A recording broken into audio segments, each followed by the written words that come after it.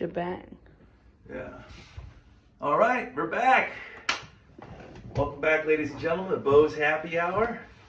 Sorry for the delay between episodes. We had a few different things that sort of happened that sort of stopped our ability to produce consistent content. First and foremost, neighbors. The last time we shot the show, it was like hella late, and like we were like, gotta do it on Sunday, just every Sunday, bang it out, bang it out, bang it out. And like, so we shot it at like 3 o'clock, 4 o'clock in the fucking morning, because I keep weird hours because I'm crazy and fucked up. And when we heard that, anybody who saw episode 4, you know, we sort of got our shit interjected, but I like to be a good neighbor. And then just I'm in school and finals is a motherfucker, and of course Hot Mike came to town not too long ago, and that fucked up our whole world. Hot Mike, for those of you who don't know, also known as Handsome Mike, I'm keeping his last name out of the off the interwebs because I tried to have him on as a guest, because whenever him and I get together, is like we just wrestle, and not like intellectually wrestle, and we just sort of rap with things, and it's like it makes for good personal, but it's very intimate. Like that's how we fuck, you know. We'll just stay up for days at a time and just like poke holes in each other's armor and how we're living life. And Hot Mike's on his way off to go live in South America because it's cheaper, and he's got a pile full of money he wants to sit on and stretch it out a little bit. And he's swung through New York to spend a little time with me, which is much appreciated. And we had a grand time. And anyway, long story short, I tried to have him on the show, and like initially he was okay with it. And then he just decided he was just like, he just didn't want to have his face out there and be attached to anything that we said, because you know how I have a tendency to say things and trigger people, and you never know. So out of respect for him, we took a hiccup in the show.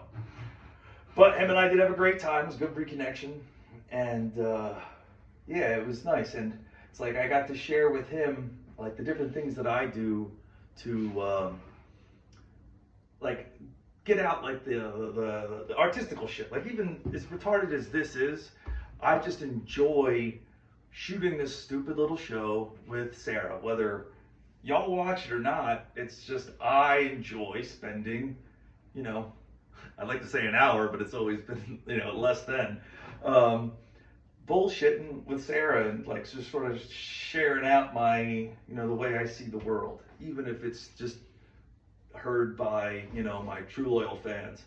And even if y'all didn't show up, I'll just collect fucking no views. It doesn't matter. Just getting this out of my system, at least it's good for me. But I have been doing some painting, you know, but it's interesting about my paintings. I could do show close-ups. There are certain elements about them that I don't know if people could really recognize. There's certain characters that pop up again and again. That's one. Here's another one. I don't know how the angles work, but it's fun. I'll show you the one I was working on while Hot Mike was in town. May make this shit a little rated. Or maybe I shouldn't. I'll just keep that one as a bit of a mystery. So, yeah, here. I won't just do the close-up though. That's what I'll go on here. But you could use your imagination about what certain things that are going on. All right, well, the green screen, it's not down, obviously, it's propped up, but I don't have any slides to throw up there, so I'm just going to read off a little pad, try to keep things going on. Well, first up, let me talk about all the shit that's going on campus. Here I am in my senior year, my final semester, and got a bunch of fucking kids protesting the Israel-Palestine nonsense. And I would think that the kids that are protesting, like, they should have a realization where the fuck they are. And who do you think controls or sits the heads of power at Columbia? If you're back in Palestine, you're on the losing team, you know, like literally over there and figuratively here. And, but I walked by, I bumped into like this hippie kid who was in the, you know, the occupied zone or whatever the fuck they're trying to like explain their shit. And all I tried to do was just engage with them and just tell them about, like, listen, man, I just want the violence to stop. That's all I care about. And I wanted to sort of impact upon him. Not that he has any sort of weight. I mean, you're all a bunch of like granola eaters. Like, all right, your impact is not really going to fucking make a difference to the Israeli government if you are concerned about the lives of the Palestinians. So you're just bitching on deaf ears, you know? I think you could probably make more of an impact if you guys communicated with the Israeli students and actually came together over what you guys have in common and like communicated in a healthy, productive way. Because if you could do that here, that could be a small microcosm as what could be done over there, you know? At the end of the day, it's like I see these kids bitching and moaning, and it's like I think part of it is like this desire to, oh, I stood for something once, man. The college experience, man. I raged against the machine. I fucking did this and that. When the reality of it is, it's like if you really care about the people who are fucking dying, think outside of the goddamn box. Because you're not, you know, rucking up, going over there to fight for one side or the other. But if you could just not just be an asshole to your fellow classmate, that would really shine through, because they've shut down classes. They've made it difficult to get in and out of campus. There's fucking police there. There's fucking, I'm hearing the goddamn cops fly around with their ghetto birds. Like, it is just absolutely annoying. And it's, I don't know what the fuck they're doing successfully besides getting kicked out of school and or getting in trouble, because that's fucking happened. Like, it's weird though, because I did see the fact the cops rolled on there and arrested and took out a bunch of kids. I think like 50 of them got arrested, but they probably got catch and released. And but I went back today, and I mean, there's tents set up on the lawn. Like, to be honest, like if I was just trying to fucking bang some blue-haired pussy, like that would be the place to go. I'd be like, yeah, man, Jews suck. Like, but from what I understand, like Islamic bitches, they're pretty chaste. So it's like that would be, I could probably get a blowjob from a blue-haired dude, like, because apparently that's like trans rights is Palestinian rights. I don't even fucking know. It's like, I mean, I'd like to think their heart's in the right place, but when some of those chants are for more violence, I know it's not.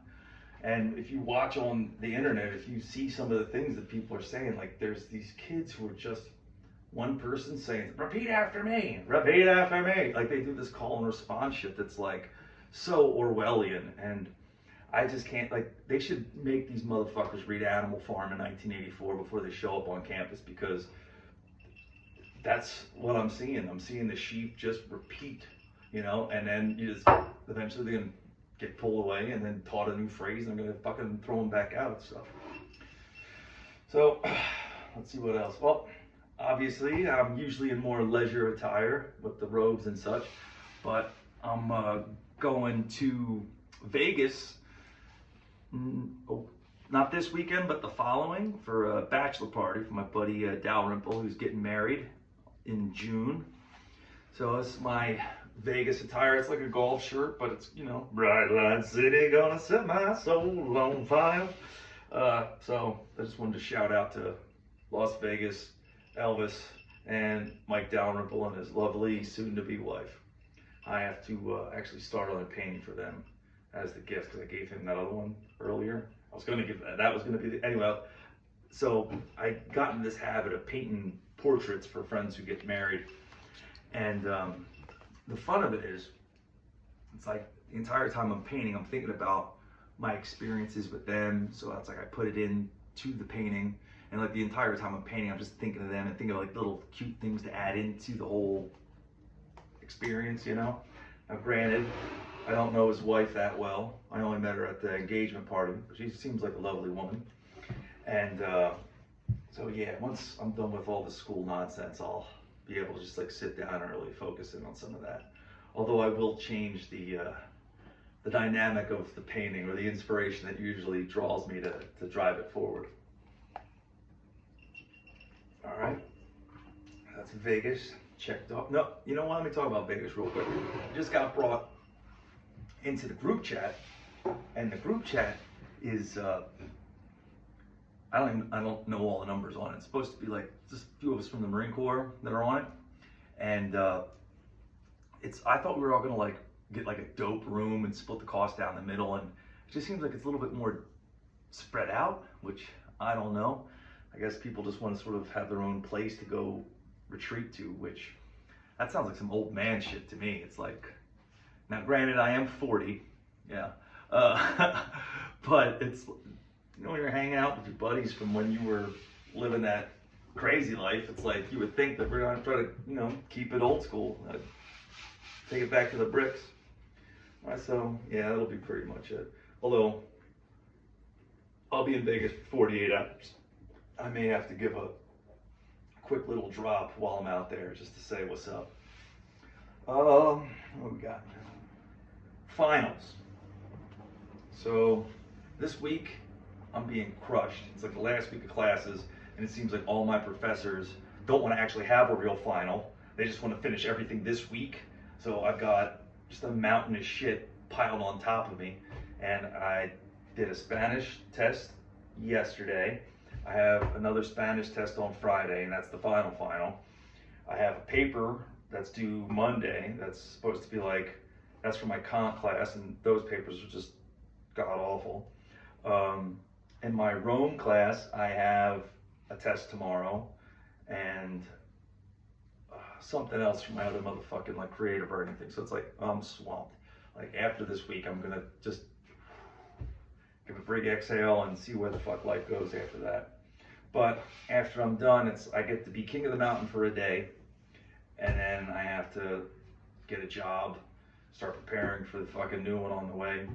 Maybe I can finish putting this bar together, which is pretty much done, but I didn't do the shelving in the back, and there's some other things I'd like to really do to trick it out. But those are just little things I gotta knock out while I can do it.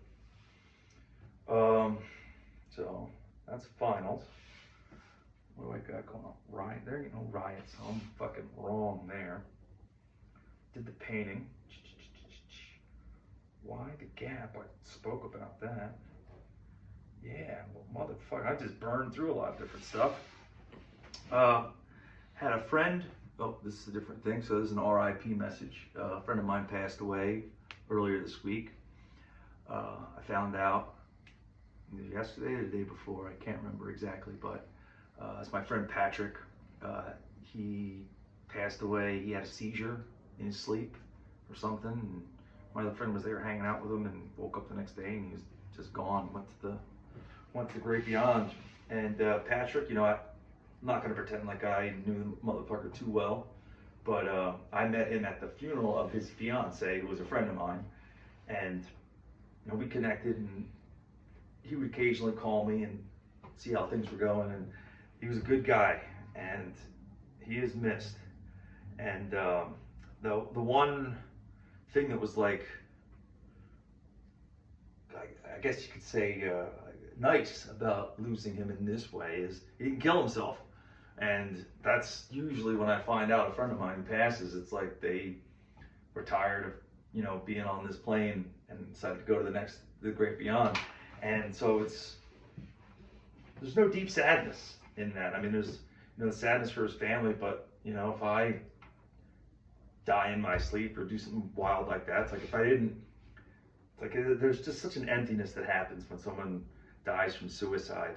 It's like you wish you could be there for them, or you had no idea they were suffering in such a way. And so it's kind of a relief losing somebody from natural causes. You know, it's like now my only question is like, what were the natural causes? You know, it's like seizure. It was wild.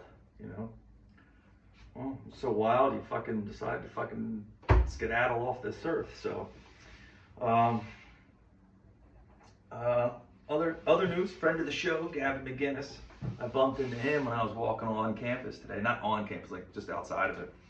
And yeah, I was just walking home or on my way to class, and just bumped into him. Like, hey man, how you doing? And whatever. And walked and talked with him for a bit. And he was trying to get avenues from, like, not avenues, interviews from kids on campus. And he told me about a guy named Ezra Levant, who's with Rebel News. He's a Canadian journalist, and he put me in contact with him, and then I ended up meeting up with him on campus. I did a little interview with him, so you can catch me on Rebel News or Rebel Media or whatever the fuck the outlet's called. They're Canadian based from what I understand. So I gave a quick interview, and I felt as though he was trying to lead me into just saying how the kids were fucking stupid or how the school's fucked up. And I really just gave an actual account of what my experience was here on Columbia since I've been here. And by and large, I've had an amazing experience and opportunity going to school at Columbia. I found most of the student body to be engaging and thoughtful and inquisitive, you know, and also very respectful. I've had issues with a couple of professors, but nothing that's very too pressing. And it's like for the majority of the time, it's like a lot of the professors would do their best to be sort of impartial and agnostic towards the subject itself, like just presenting the information and hearing the sides. So by and large, like I can say nothing but positive things about my overall educational experience here. Now, when it comes to the administration, that's a whole other different can of worms, which I didn't tap into while I was there because I was just sort of going off his questions and what was going on. And I think I might wait a week or two until I get the diploma in hand, until I really sort of give a backstory about some of the things and trouble that I got in here on campus, and or just some of the ways I see how the administration failed the students in their inability to act decisively on issues and matters that, like, it's what ultimately led to the bullshit that's going on right now. You know, if you don't challenge something that's wrong at the time and keep a consistent tone, it's like that's what allows these people to sort of act out, you know. And I can't deny the fact that, like, there are, well, I did bring this up in the little interview I did, that there are classes or professors who their job is, according to them, is to make activists, you know. And there is a contingent of the education, not so much here, but across, like, academia, that sort of demonizes all of Western history, more specifically old white men, you know. And for them to just say that we're all evil and everything we've done is just pieces of shit, it's like you're sowing the seeds for discourse, and the people who were doing it, they just didn't see it coming back on them because I guess they didn't consider themselves white. So you can read into that how you like. Other than that, I can't read my own writing. Oh, paranoia. Paranoia for myself. I don't know. I don't call it paranoia, but I will say paranormal shit that's been going on lately.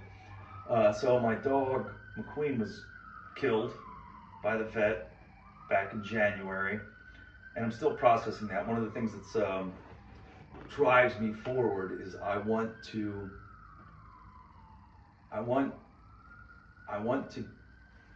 get even, I want to get justice, because I believe that she died due to improper care by a person who did not care or give a fuck. All he saw in her was the cost of the surgery and all that other type of shit. And so it's like, because when it all happened, we got the call, we were driving there to pick up her body. Sarah answered the phone, and he was such a prick to her on the phone. I told her, it's like, call the cops. Because if I show up and he gives me that same sort of lip or attitude, there's the potential that I could hit him. And then if I hit him, I'm probably not going to stop. So we drove down there, and we didn't arrive there until the cops were there on the scene. I get there and introduced myself to them and told them, because I mean, I don't know how they really took on to that, because I was just like, I'm distraught, fucked up, I'm just like fucked up in my head about everything that happened, still trying to process everything. And I spoke to the cops, and then when the guy came out to meet me, or whatever the fuck it was, he was a prick from the jump, and I just like turned to the cops like, do you not see this? It's like, it boggled my mind, because there was just no bedside manner. Bedside manner is one way to say it, but there was just no remorse or care or anything. I could see a smile in his face from seeing the pain that I was in, and that was the thing that really got me. And I recorded it. Sarah recorded. We had 2 phones going. Hers was video, mine was just audio, just so we could have it all, because I just wanted to document everything. After we got her body, we took her home. I put her up on the roof so she could stay cold, because it was in January, so stay cold. Dropped her off, get an autopsy. Autopsy did come back and showed drugs that were in her system, or how we put them in there. And in that whole conversation, he had said that she made it through surgery fine. All right, shouldn't have been a problem. Then he put her back to sleep. He put her back to fucking sleep, didn't monitor her vitals, didn't annotate it in her chart the proper way. So, like, that's malpractice. And as far as I'm concerned, I want to take him for every possible thing I can, for if nothing else, so that it could stop him from hurting other dogs in the future. Now, after that happened, Sarah went on a community message board and said something, and she instantly got back she says 200 responses. That might be a little bit inflated, but who knows? It doesn't matter. There was a wave of comments that came in that were like, that guy's a son of a bitch, he's a murderer, and what? I wanted to interject. All right, please do. That was not inflated. Yeah, 200. I had at least 500 comments on the post. I just had, quite a few people message me their personal stories of where he killed their animal. And didn't give a fuck. Laughed at the one lady. And another fucked up thing is that night, I knew one of the people who dropped their dog off, and I saw him earlier in the day, and that dog was alive when I was there. And then I came back the next day. For some reason, I had some sort of clerical issue. And guess what? The dog wasn't alive then. So my plan is take him for every fucking penny I can. And I got to be careful about what I say, because things are going, the internet's, I hate to have this pop up in the trial, but the reality of it is just I want to make sure he doesn't hurt another fucking animal again, or another family. And that's my goal. And in my grandest of dreams, though, it's I sue him into oblivion. His wife leaves him. I marry her and raise his kids with such love and care that they forget who the fuck he is. I want scourged to earth. I want there to be no memory of that son of a bitch outside of just, make amends. And to be honest, if I do hit some sort of hell of a big cash payout, I'd be happy to fucking compensate other people who have been hurt by the person. And it's funny too, though, because after that whole thing happened and Sarah started posting shit about the whole thing, people reached out to her, and she ended up redirecting them, stopped them from getting the surgery, and these other people, other businesses ended up taking on these new people as clients, and waived whatever nominal fee that guy initially had charged, so that way they could recoup or just not have to fucking have an additional payment on top of whatever the fuck they were going through. So that's that. So Sarah, what's new in your world? Sarah's Corner. I have a sumo wrestler growing in my... Yeah, as of right now, Joe Casserly is on pace to be a 12-pound newborn baby. So yeah, he's in there. He's got some space. Been eating up a lot of my time and energy, doctor's appointments, checking him. Yeah. So, nothing too exciting over here. Yeah. Well, yeah, this episode I feel like I'm less bombastic and zipping around. Yeah. But I'm just fucking exhausted, to be honest. Like, I've just got this weight of all the schoolwork I have to do, and it's weighing on me. What else can I say? Oh, one other thing. Family's coming to town. My sister Courtney gets here tomorrow. She's coming here for a concert or something silly like that. But she's gonna be staying here with a friend, so had to do a little cleanup in the apartment and just to make room. Got an air mattress, and the air compressor didn't come with it, so that's kind of fucking queer. Yeah, it's no longer Beaux Bar, it's Beaux Hotel. Yeah. Yeah. Mike, Courtney, Yeah. everybody else. Mm-hmm. Yeah. Oh, that's a whole other thing too. Because when I graduate, I've got all sorts of friends who are reaching out to me, and they're just like, "Oh, what are you doing for your graduation? I want to come out and see it." Well, because all these cocksuckers out here fucking bitching and complaining about X, Y, and Z. Who knows how that can interrupt shit? And like, so Sarah wants to throw me a big dinner of Fogo de Chao, which would be fucking dope. Yeah. Depending on how many people roll in, and I welcome it. Like that, it'll be nice, and I do appreciate the love and support from friends who want to come out and give me a high five for finishing my time here. Which I was really hoping I was going to be finishing my time here, but I've got a potential job opportunity. I got an interview this week or next week or sometime in that time frame, and I'll have a job that'll keep me in New York, but the pay is supposed to be dope as fuck. So if that is the case, I'll at least keep this job here, and then Sarah and Joe can set up shop at the Jersey Shore or in West Milford or wherever they end up deciding to fucking chill. But to be out in New York City. Come out there with me.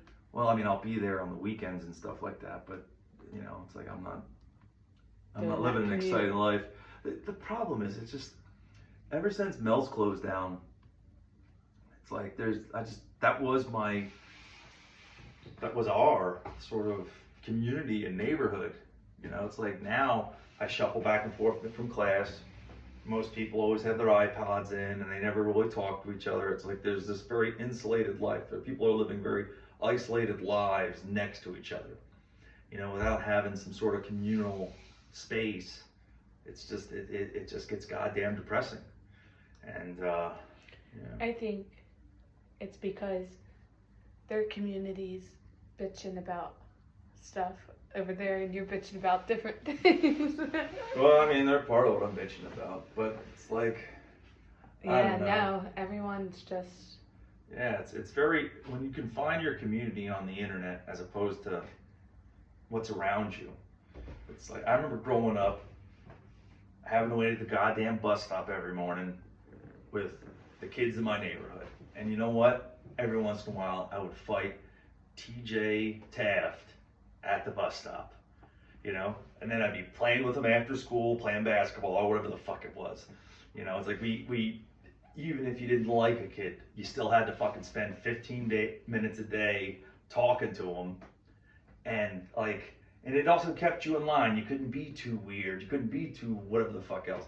But now people find their community on the internet, and it's like you could be into the weirdest niche, fucked up weird thing, but you're gonna find someone to talk about your weird niche fucked up thing on the other side of the planet, so you don't feel alone, but you're super isolated in your physical proximity. Yeah, physical proximity, but your real life is now digital and online.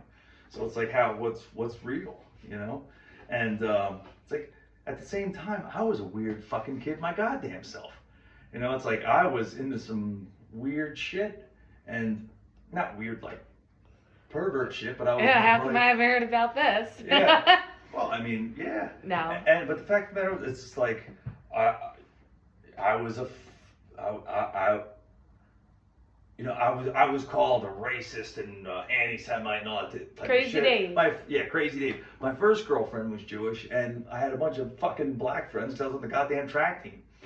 And it's like You know, and besides for being half Puerto Rican, obviously, like, I was a weird amalgam of a lot of different things, and I got along with everybody. But I would just pop off because it's like I like to, you know, challenge people, and just throw a loop. Like I refused to root for the Phillies and the Eagles when I was a kid because everybody liked them. That's fucking boring, you know. I was like, I wanted to have sow a little division, have a little bit of fucking fire in life.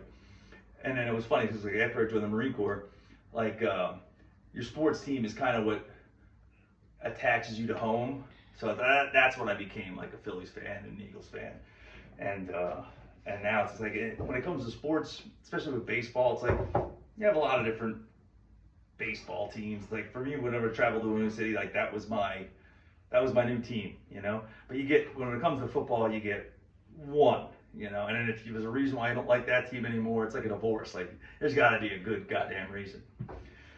So, with all that, I'm feeling pretty worn the fuck out, to be honest. And so,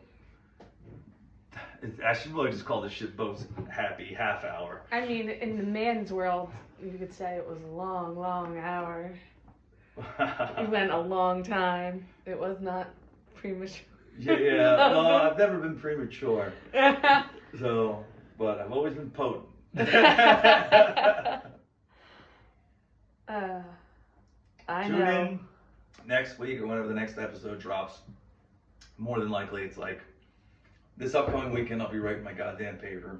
Next weekend I got Vegas, and then hopefully after that. During the week we're gonna have to squeeze content. one in. Yeah, for sure. We'll squeeze one in. Well, thanks for tuning in, and I'll see you when I see you. Cheers.